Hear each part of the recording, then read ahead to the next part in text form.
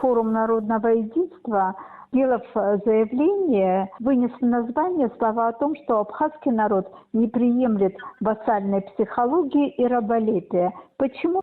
Мы берем эти слова, обращаясь к истории Абхазии, к истории абхазского народа прежде всего. И самое интересное, что многие люди в Абхазии об этом говорят. Люди, которые хорошо знают свою историю, люди, которые сопереживают своему народу, своему государству, они всегда учитывают огромный исторический опыт. А исторический опыт как раз нам говорит о том, что абхазы всегда боролись за свою самоидентичность, за свои права, за свою землю. Это не является политической игрой противостоять власти, потому что мы, видите ли, увидели некий повод. Такого абсолютно нет. Это есть фундаментальные вещи, от которой не должен отходить каждый патриот своей страны, своей земли. У нас просто нет другой родины.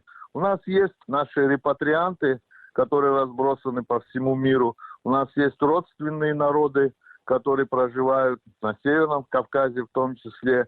И то, что мы сегодня называем абхазским проектом, то есть строительством независимого, свободного абхазского государства, как внимательно к этому относятся и наши друзья, и наши недруги. Что из этого получится?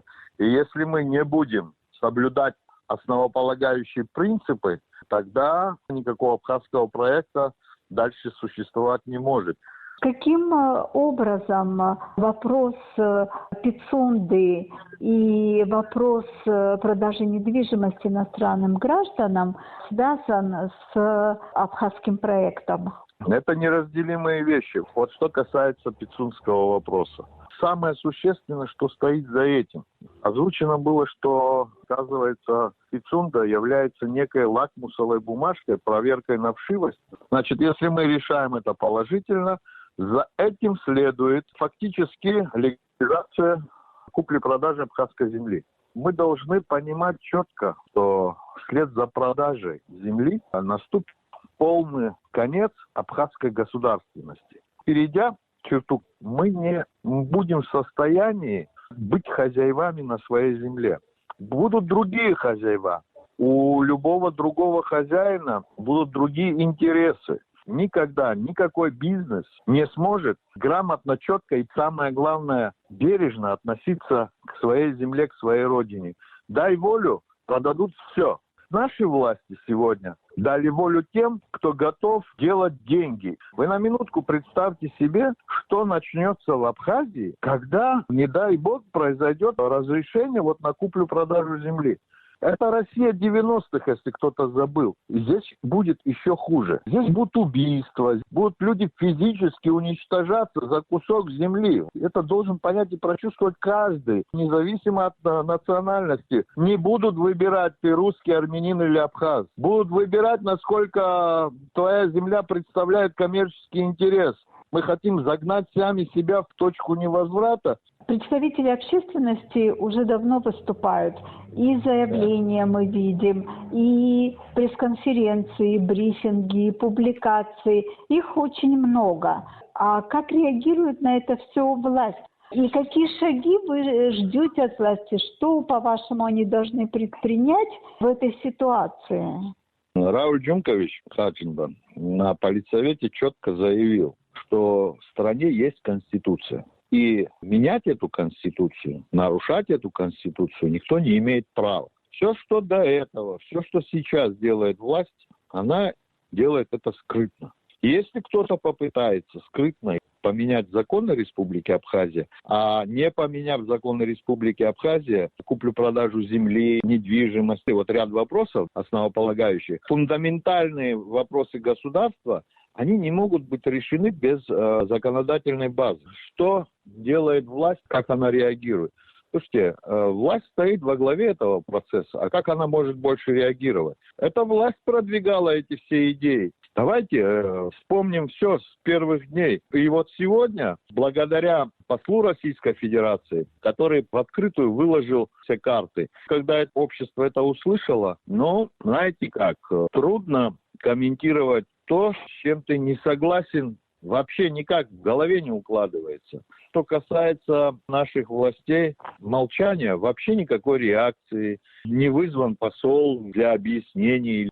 Это говорит о том, что они, в принципе, на одной линии. Все четко. План действия включен, он начал реализовываться. Что будет дальше происходить? Во многом зависит от каждого из нас. Мы должны понимать одну такую простую вещь. Мы не противники Российской Федерации, мы не противники российского народа. Но делать из нас сумасшедших, ненормальных, и представлять это народу, и представлять это обществу как типа вот оппозиция ты хочешь. Нет, здесь все общество возмущается. И оппозиция пока еще не возглавляет это возмущение. Цепь событий может развиваться настолько быстро. Вот сегодня в телеграм-каналах выложили информацию о том, что существует некая комиссия, которая рассматривает транзит через Абхазию в Грузию, в дальнейшем в другие страны. Ваше отношение к этому, Аслан? Но в любом случае, что бы ни обсуждалось, если есть такой указ главы государства, что создана такая комиссия, члены этой комиссии, задачи, которые поставлены, разве это можно делать, опять же, скрытно? Почему все то, что сегодня делает власть, пытаются делать скрытно? Это все приводит к тому, что люди остаются в стороне. Мы вообще становимся, как понимает власть, обычными статистами перед носом, перед глазами, которые проносят события. Мы не должны об этом знать, мы не должны свою оценку давать.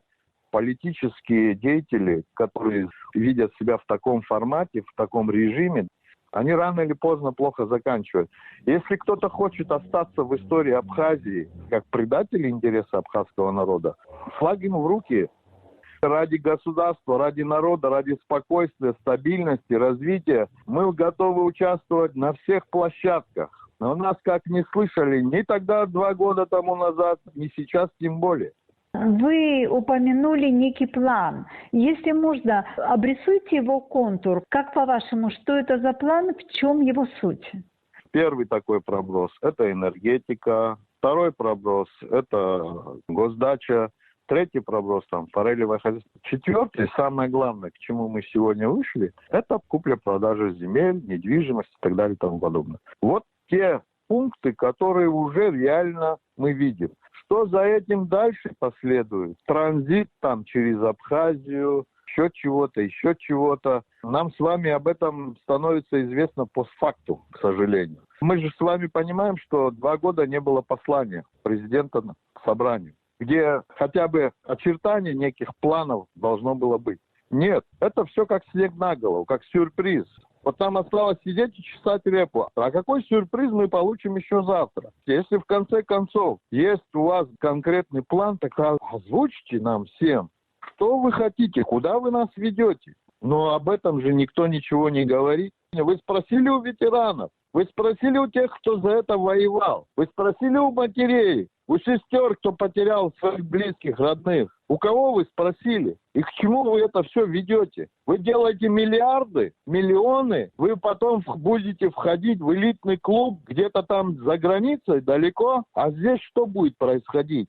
Здесь вы войдете в историю как люди, которые развалили государственность, отняли мечту у народа о построении независимого свободного государства.